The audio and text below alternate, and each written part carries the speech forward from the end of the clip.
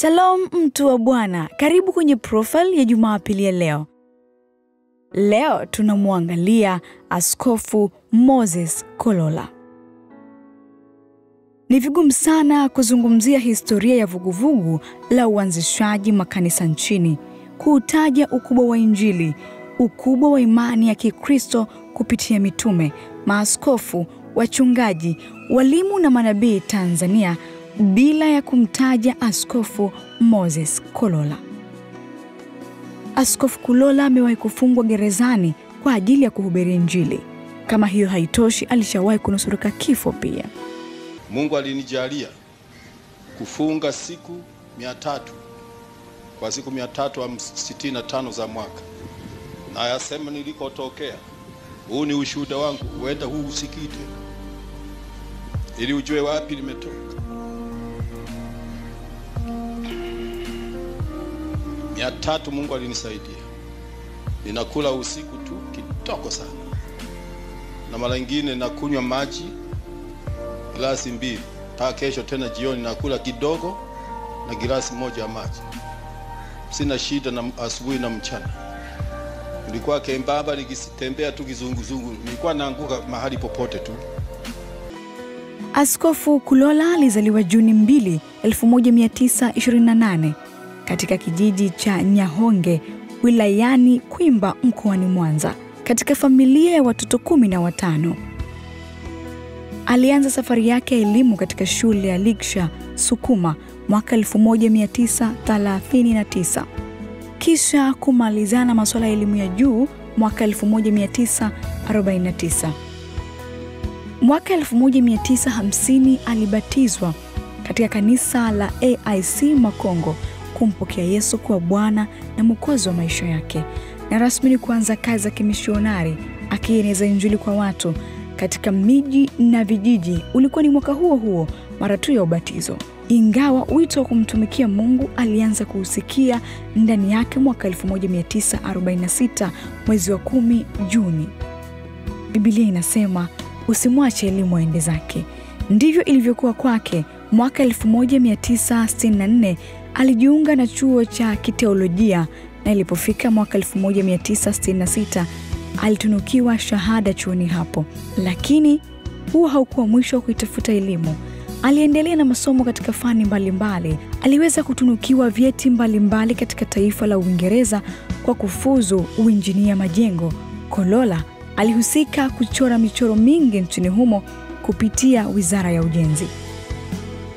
Kurudi Tanzania, akapata mke wa ujana wake aliyemchumbia kwa ng'ombe 20, lakini alilipa nusu kwanza, akaoa, kisha akamaliza mahari ya mrembo wake Elizabeth, ambaye alibahatika kupata watoto 10 pamoja naye. Mfungo wa siku 365 za mwaka zilitosha kuthibitisha huduma ambayo Mungu ameipanda ndani yake. Askofu Kolola alijitoa mwili na nafsi kuendeleza kazi ya Bwana. Alianza safari ya utumishi kama mzee wa kanisa 1957. Kisha alihudumu kikazi kwa miaka 2 kama mchungaji kabla ya kuwa Mpentekoste mnamo mwaka 1961, kisha mwaka 1962. Kisha akaamua kuanzisha makanisa, kanisa la Evangelistic Assemblies of God, yani EAGT, ambapo makanisa hayo yalifanikiwa kukua kwa kasi zaidi katika nchi ya Tanzania, Zambia, Malawi, Rwanda na Jamhuri ya Kidemokrasia ya Kongo DRC. Na alipata maendeleo makubwa ya kuendesha makanisa 4,000 yakiwemo makubwa na madogo. Askofu Moses Kolola kwa msaada wa Bwana aliweza kuongoza makanisa hayo 4,000 akiwa na msaidizi wake Askofu Mwaisabila.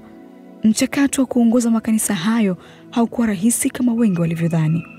Wakati akisimamia Injili nchini Tanzania, alijitahidi sana kuondoa kile ambacho kinaonekana kwenye jamii ya leo kuhusu dini ya Kikristo, kwamba kuna kundi kubwa la watumishi wa Mungu wanahubiri kwa lengo la kushibisha matumbo yao zaidi.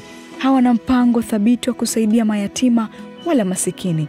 Badala yake, waumini ndio wanaonyonywa kwa kutoa zaka na sadaka, ambazo baadhi yake hata matumizi yake yamekuwa yakizua maswali mengi makanisani.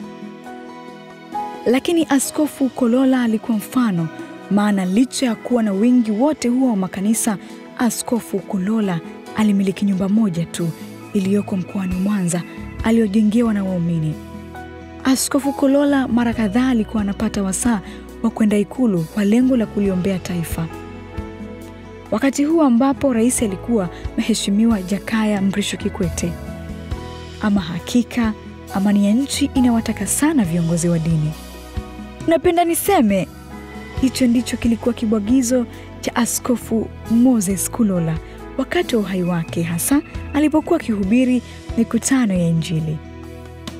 Ikumbuke kuwa Askofu Kolola alifariki dunia tarehe 29 Agosti 2013 akiwa na umri wa miaka 85 katika hospitali ya African Medical Investment iliyopo Slipway jijini Dar es Salaam.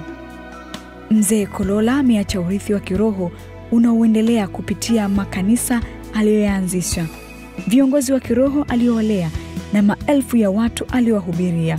Makanisa ya TAG yanaendelea kuwa na nguvu kubwa ya kiroho na kijamii Tanzania na Afrika Mashariki.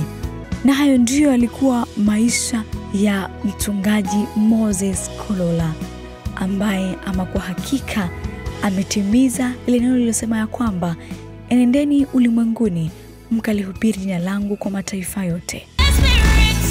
The Spirit Show.